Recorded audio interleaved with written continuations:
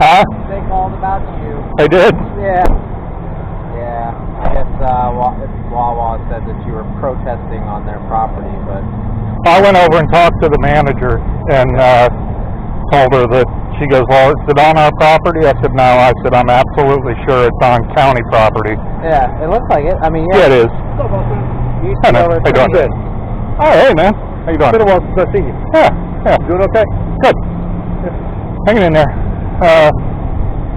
I'm surprised it wasn't Bay Pines that called, because that's their... Oh, I know. That's their latest. That's their latest harassment tactic, is call you guys.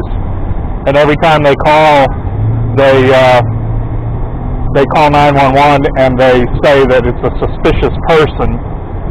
And but I got the 911 calls and the audio. Yeah. And it's nowhere near. It was a love. It wasn't a wasp. It was a love bug. Oh, all right.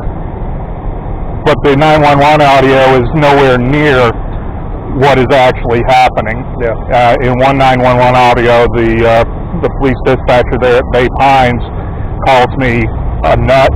When he finds out that I'm a former employee, he goes, "Oh, that's why he's being a pain in the ass, because he knows what the property line is." Well, if I know what the property line is, why are you calling the sheriff's office out? So I'm standing outside looking, so I went over and approached them and said, I guess she was the manager, Amanda or something, Yeah. but Amy, Amanda, whatever. But I told her, I said, we're a veteran advocacy group, Bay Pines Exposed, and we're just protesting, problems at Bay Pines. Yeah. She goes, I've been out with you so many times now. So have I. I know. So as soon as they said a protester out there, I'm like, I know exactly who it is. I know, yeah. Well, here's the latest that just came out. They're using you guys as a weapon against us, which is what they do with you guys all the time. Yeah. But that took it to a whole new level, getting somebody to do a false report. Well, I don't want to take up all your time. Let me run in and make contact with them, and I'll be All right, man. All right? Thanks.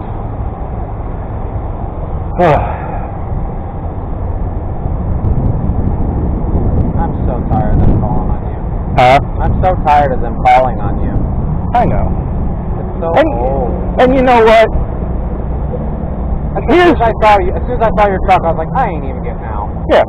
Well, here's the thing here's my thought on it, is they're abusing 911 because they know who I am. They know I'm not a threat. They know I'm just protesting and doing my First Amendment right. They're plain stupid saying, oh, it's somebody, I can't tell who it is, it's suspicious.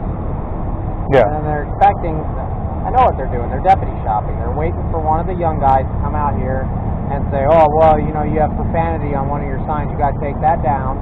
And it's just, it's super frustrating to me because they want us to arrest you knowing full well that that's going to violate your rights and wind up getting whatever young deputy that's out here in trouble or fired or sued. And they obviously they don't care. Yeah. What would they care? So Well, it's just, when I anytime I talk about my interaction with you guys, I'm always absolutely clear that the sheriff's office has always been nothing but professional, and they come out, they look at the situation and say, you're not doing anything wrong. You're on county property. they're deputy shopping. You're not for one of us to screw up just to get you out of there. What's it called? Deputy shopping? Yeah, deputy shopping. Looking for somebody that doesn't know or may make a mistake. Yeah, exactly. And that's we get that a lot where people will call in and I'll go out there and I'll say this is what it is, this is what the law says, and this is just tough cookies. There's nothing we can do. And then they'll call back, at the end of my shift or into the next shift and say, oh well, this is a new problem. It'll be the same problem. They're just seeing if somebody else will act differently. Yeah.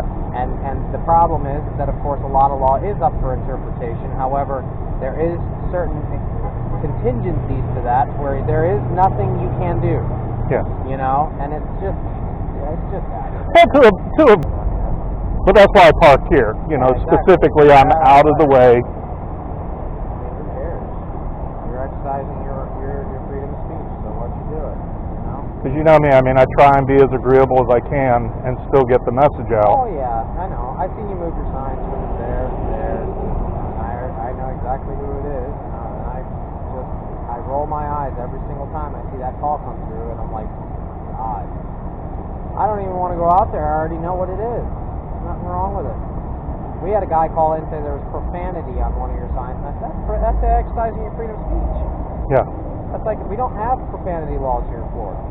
Well, So and again, trying to be, agreeable as I can, I've got the UCK covered up on the fucking white privilege sign from the union president, and I did that because somebody made a point of what if a child is sitting in traffic and sees it, and I didn't. They can fill in the blanks. Oh yeah. Well, like I said, you obviously have a very particular market with them over there, and they know who you are, and they're going to continue to try to and see if they can't get some dum-dum out here. The women that